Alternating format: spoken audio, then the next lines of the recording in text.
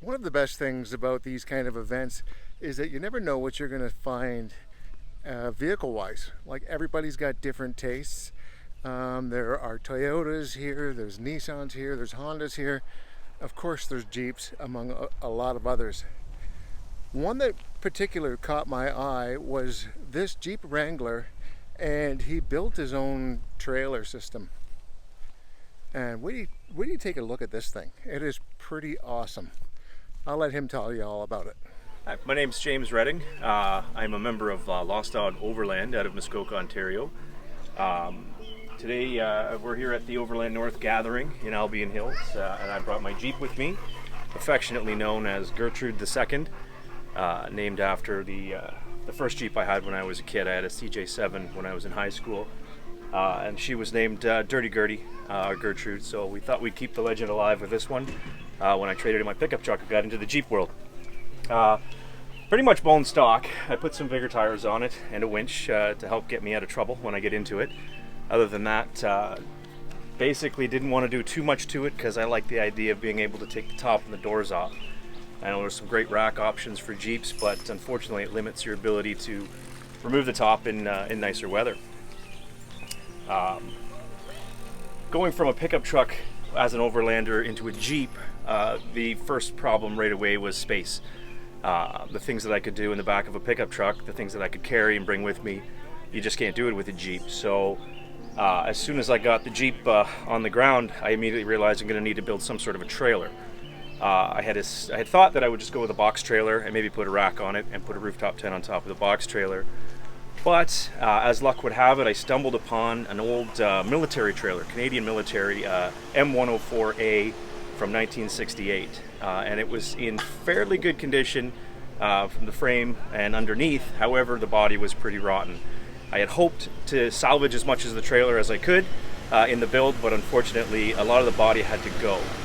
So with the trailer sitting in the garage, I began to formulate a plan, trying to build the most comprehensive overlanding trailer that I could. My number one priority was a kitchen. I do love to cook even when I'm in the woods, so I thought I'm going to put all my resources into building a very functional, very versatile camp kitchen. And if you walk over here with me, I'll show you. 12-volt refrigerator that runs off of a deep cycle battery that I have mounted on the other side of the trailer here. I'm still figuring out how long I'm going to get out of the battery. Hopefully this weekend we're going to look at some solar options to keep the charge on the battery. Other than that, there's a few USB and low voltage applications that I use off the battery. Just about everything else in the kitchen runs off of propane. Down the road, I hope to integrate a built-in propane system with quick disconnects and such to power all my appliances, but for now, we're sticking with the little green propane cylinders to keep the food hot. This table was an idea that I had. What looked great on paper. I had just thought that the side of the trailer would fold down and become a table. When I actually started building the trailer, though, I realized that it's much higher in person, and my countertop would have been way up high. So I designed a custom hinge here system so that when the trailer, when the drawer folds down, it comes away from the edge and also drops it about 4 or 5 inches, so I have a more reasonable cooking surface, which is still a bit high for my taste, but what can you do? So we have our 2-burner stove, griddle, plenty of storage for all the various utensils you might need when you're cooking in the woods. Always could use a little bit more storage, but as we go, I'm going to be improving it and changing it to try to maximize the space. The build itself, like, I tore the trailer down to the frame, and where it became interesting for me is I didn't know how to weld, and a lot of the metalworking skills I just didn't have. I just never done it.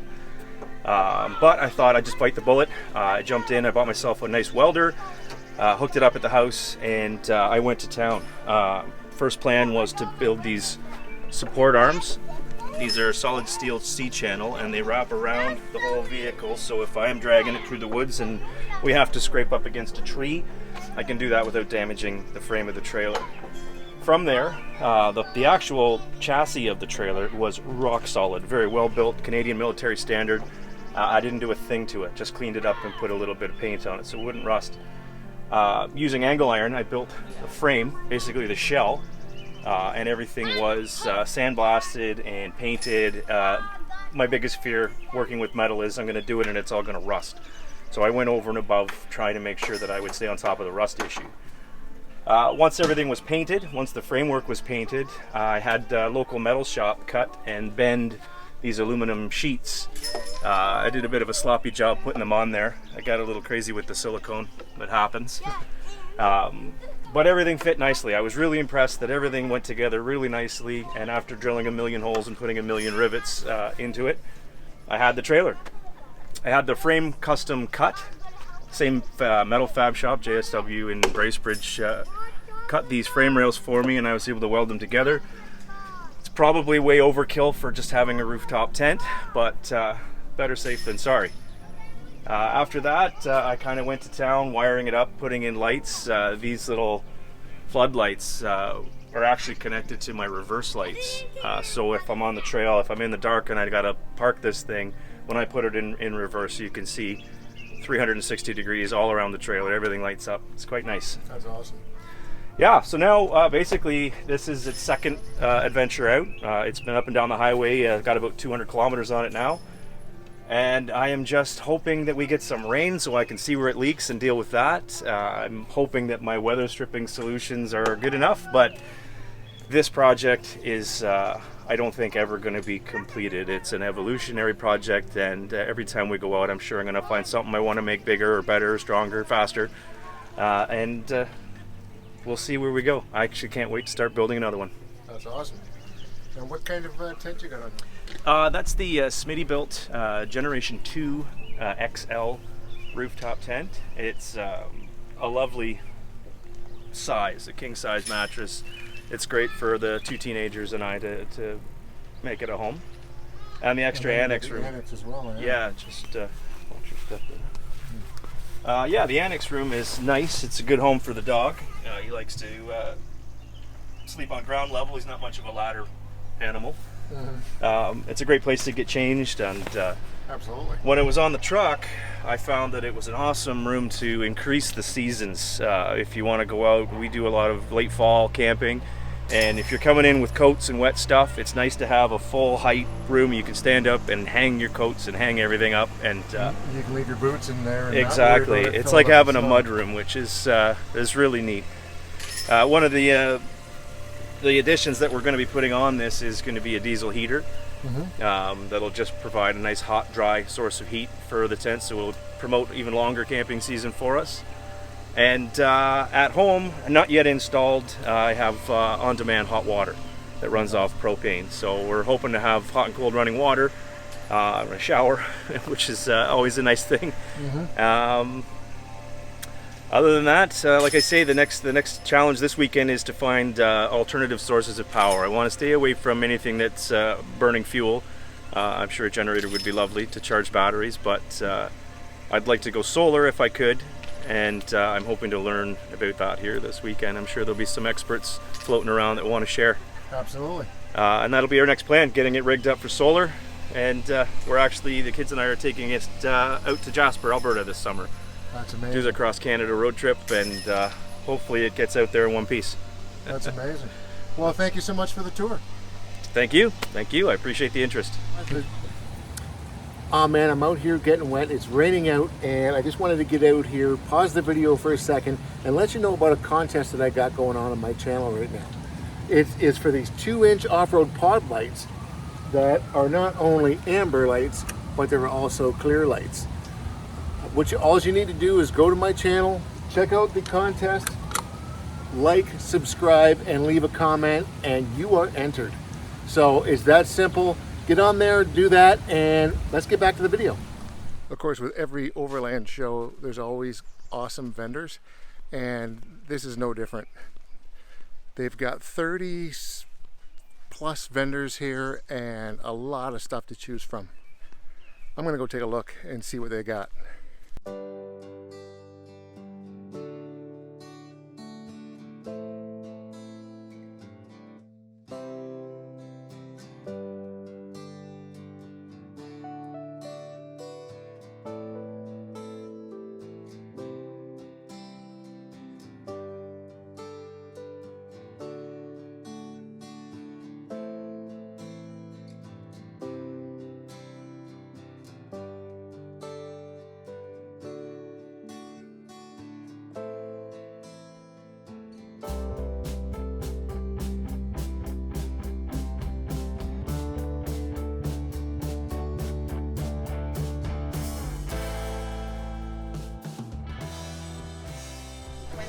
the roof down, so the band was there, all ready to go. So at night, all we had to do is pop 2 clips, the roof was going up, put a few pins in there, and we were ready to sleep. And the dog was sleeping at the bottom.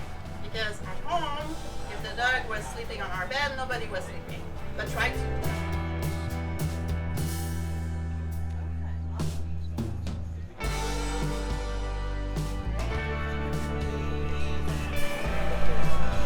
Good, yourself? Good. You want to try some?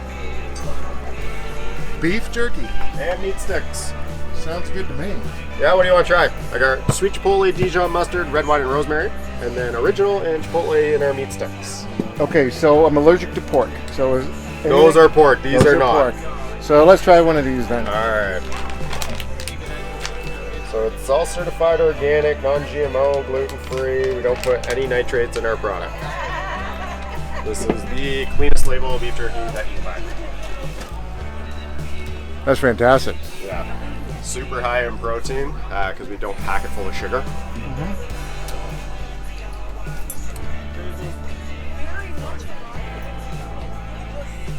And we're a local company. We're from Newmarket. Oh yeah, right on. Yeah. What about you? Where are you from? London. Oh yeah, right on. There's actually a lot of people.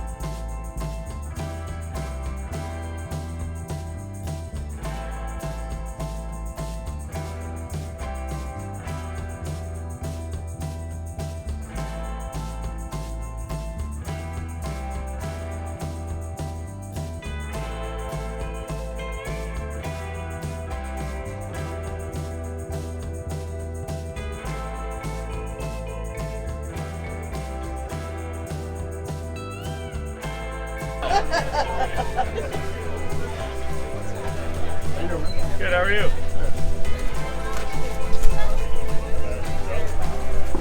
What's going on today? Taking a look at all the vendors that we have. Yeah. Freight Nut Ropes. Yeah. These guys were here last year as well. Yeah. Every Overland North event we try to make it out to. Yeah. We go to Campanelle, we go to a few other events, so we're always making while we're sitting here. That's awesome. Gotta be keeping that stock up. This is the one that I have. You've got the 1/2 inch? Yep. Yeah. The beefy one. The baby one, and I need it because I got a heavy Jeep. Yeah?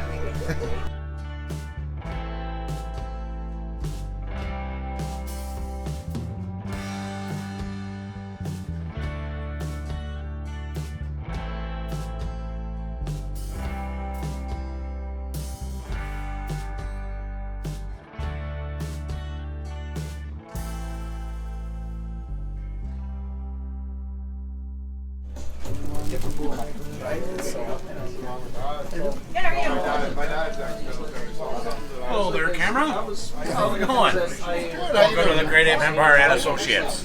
Pardon me? So welcome to the Great Ape Empire and Associates. That is awesome. Where are you from? I'm from London. I run a YouTube channel called Jendell Overland. Nice. Yeah. Nice. We're owned by 9 Canadian Forces veterans, and we're starting up some social media. We do some pretty funny stuff online, and we teach on survival courses. So That's awesome. yeah, We're having explaining all the gear that that's right. We use the gear on the courses and then sell it afterwards as a good way of promoting it. So we show them that it will work for 10 days on a course. So that's why you might as well buy it from us at a good discount. So That's awesome. That's awesome. So what kind of stuff you got? oh, we got some big brands. So we got like the Garmin, the Gerber, the Pelican, the Nike. Then we also carry a lot of veteran stuff like these anchors are veteran. The coffees, the honeys, all the spices, they're all made from veterans. And then we got some really high end. Come over on this side. CRKT? Yep. Yeah. March 16. Suck it in, Terry. Come by. March 16, but So this company right here is called Firefast, and they make a really good fire starter. And not only are we the retailer, but we're the distributor, and we're branded after them. So they're our product, and they're a fair lot with a magnesium on the back. And most of them, you know, you get little sparks. These ones get huge sparks every time. Really kicks it off. And then if you really have to, you use the magnesium on the back at the base of your fire. When you strike it, you're good to go. And they have 4 different variants. So you got the Trekker Tracker, the Camper, and the Firefly. And they're just different sizes with different attachments. And they're very high end, and we're hoping to put them in stores across Canada. That's amazing. So if you know anyone with an outdoor store, give us a call. Absolutely. somebody. There's a place in London called Novax. Novax. Yep, and they do surplus gear. Okay, yeah. I bet you that would be right down their alley. Done. We're going to literally start in Ontario and go east and west. So. You got a card? Yes, I do, sir. Come on over here. Trust that zero completely. Otherwise, we like to say, plug that.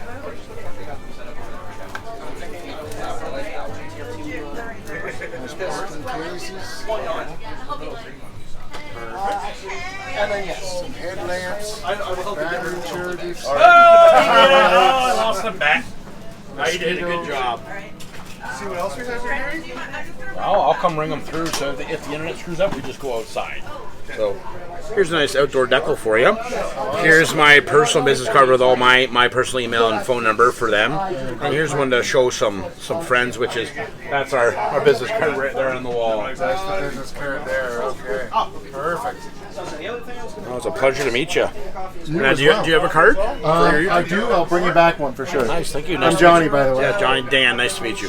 My ape name is Agua. Every single one of the 9 owners, we took on an ape name. So Agua. Agua. OGWA stands for the official great white ape, and it also means water. It's my favorite place. Nice. Right on. Pleasure to meet you. Yeah, hi, my name is Kelly. This is my 2021 75th anniversary Power Wagon. Pretty much stock with 37s on it, and I have a Skinny Guy camper. Skinny Guy camper is cab height when closed, 1,000 pounds dry weight, hot and cold running water, water flushing toilet, forced air thermostat, forced air furnace on a thermostat, and can be off the truck in 15 minutes by yourself. 36 gallons of fresh water, 20-gallon black water tank. It's got a macerator for the black water, so it discharges through a garden hose, so you don't have to go to an RV dump site. You can pull over to any like porta potty or vault toilet at a park and discharge straight into the toilet. Red Arc Manager 30, 170 amp hour lithium ion battery, 190 watt solar panel, and takes shore power and power from the truck also. That's amazing. Let's take a look at this thing. Sure. Now I'm 6 feet tall. I'm standing in it, and there's lots of room. So, would you say this was 6'7"? 6'7" inches tall, standing. Amazing. Another thing I'll point out. So I've done over 100 nights this year in it. A couple of the things you'll notice, like these bows, is hinged this way and this way, so they don't actually try to hold this steady. If you take a big wind, and I've been up to 60 knot winds, the tent actually does the securing. So you're not going to break this joint because it's allowed to move. Right. So, right. Yeah. That's amazing. Yeah, if you're familiar with like the bimini top on a boat, this is built exactly like that because those are made to take serious wind, serious vibration. Right. Yeah, because it's definitely a lot windier out there on the water. Yeah. So a lot of thought into this. They did a really good job, I think, in the design of this. Yeah, I think the guy who designed this was definitely a boater. Yeah. And lots of windows, so lots of ventilation. And you can see stars at night and whatnot. And you said this is a running water too, eh? Hot and cold running water, yeah. Look at that. There you go. You're not camping, my friend. You're glamping. Yeah. So all the skinny guys are available for a 5-foot bed, 5.5-foot bed, 6, 6.5, and 8. All of them are designed to fit over a decked or a truck vault drawer system. I have a slide made by a company called Slide Master in Michigan, just because this is my daily driver truck. When I'm not overlanding, the camper's off in 15 minutes, and I use this for normal truck things. So yeah, but yeah, you still have access to everything underneath it. And you can fit your jerry cans, and you can fit your propane and everything underneath. Yeah. And you said there's Red Arc somewhere. Where's your Red Arc? Is it up inside? Yeah, up inside, yeah. It's the Red Arc Manager 30. It's got a Xantrek 1kW pure sine wave inverter. And the electronics are integrated between the solar, the vehicle, and shore power. The Red Arc handles everything. In over a year, I haven't touched the system. It just deals with it. Yeah, you got lots of power. Yep, yeah. Yeah, and the solar panel actually flips instead of sliding in. So I'm charging solar now. When it's closed, I'm still charging solar. When I take it off the truck, I leave it on the stands in my driveway, it's still charging solar. So it maintains itself. You can leave this for a month in your driveway. You're not going to have a problem with your battery because the Red Arc's still able to pull solar and keep everything maintained. And it doesn't, with a board like this, it doesn't matter if it's sunny out or not. No. It's getting some UVs. Correct. Yeah, even today is pretty overcast, and we could go in and take a look. I'm sure I'm pulling, probably 150 watts. Yeah, exactly. Yeah, I'm at 13.4 volts right now. There you go. Yeah, it is overcast, quite overcast today. So it's a well thought out system, I think. That's awesome. Yeah. The logo here. That's very cool. Well, thank you for the tour of your rig. Yeah, my pleasure. Oh, yeah. Yeah.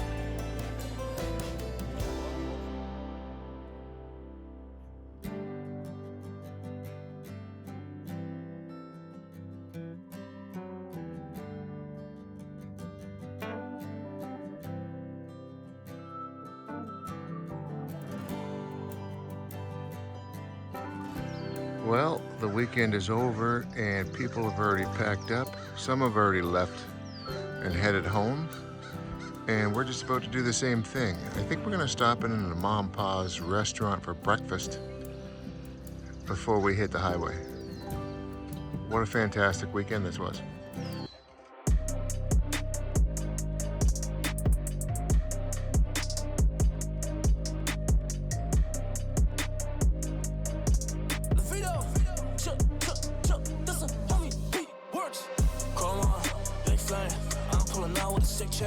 Jumping in the Porsche in the 6 lane. I'm big fish, I'm big game. Chrome on, big flame. I'm pulling out with a sick chain. Jumping in the Porsche in the 6 lane. I'm big fish, I'm big game. Had to hit him with the chrome hard and a big flame. I'ma beat it feeling like I'm Big Bang.